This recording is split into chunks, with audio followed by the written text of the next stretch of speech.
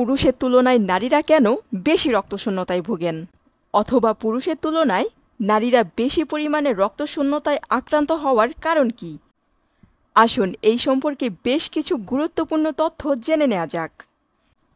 রক্তশূন্যতা মানে রক্ত কমে যাওয়া নয়, বরং বয়স ও লিঙ্গভেদে রক্তের লোহিত কণিকাতে উপস্থিত হিমোগ্লোবিন যদি কাঙ্ক্ষিত পরিমাণের চেয়ে কমে যায় তখন শরীরে রক্তশূন্যতা দেখা দেয়। কেউ রক্তশূন্যতায় আক্রান্ত মানে তার শরীর পর্যাপ্ত পরিমাণে অক্সিজেন সমৃদ্ধ রক্ত পাচ্ছে না। সাধারণত অল্প বয়সী শিশু, ঋতুস্রাবরত নারী ও কিশোরী, গর্ভবতী মহিলা এবং প্রসবের পর নারীরা বেশি রক্তশূন্যতায় আক্রান্ত হয়। পুরুষের তুলনায় নারীরা রক্তশূন্যতায় বেশি আক্রান্ত হওয়ার একটি প্রধান কারণ হচ্ছে নারীদের শারীরিক বৈশিষ্ট্য। প্রতি মাসেই ঋতুস্রাবের কারণে নারীদের শরীর থেকে রক্ত বেরিয়ে যায়। কারোর কারোর ক্ষেত্রে এর মাত্রা অনেক বেশি পরিমাণে হয়, আবার কখনো কখনো স্বাভাবিক সময়ের চেয়ে লম্বা সময় ধরে ঋতুস্রাব চলতে থাকে।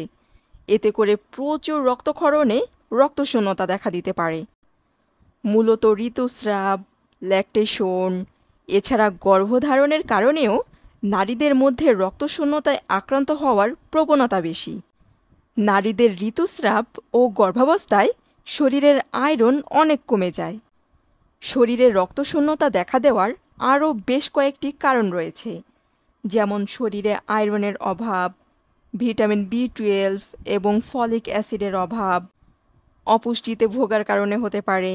পাশাপাশি কিছু রোগের কারণেও রক্তশূন্যতা দেখা দিতে পারে, যেমন ক্যান্সার, কিডনি রোগ এবং থ্যালাসেমিয়া।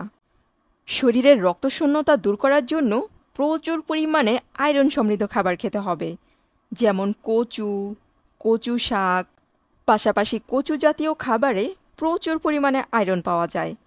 এছাড়া পালং শাক, শিমের বিচি, কাঁচা কলা, ফুলকপি, কলিজা, সামুদ্রিক মাছ, দুধ, ডিম, খেজুর, মুরগির কলিজা, গরু খাসির মাংসও প্রচুর পরিমাণে আয়রন সমৃদ্ধ।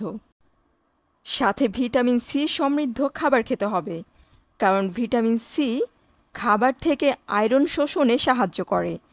তাই ভিটামিন সি সমৃদ্ধ খাবার যেমন টমেটো, লেবু, টক জাতীয় ফল, ক্যাপসিকাম এইগুলো আপনার খাদ্য তালিকায় যুক্ত করতে পারেন। অন্যদিকে চা কফি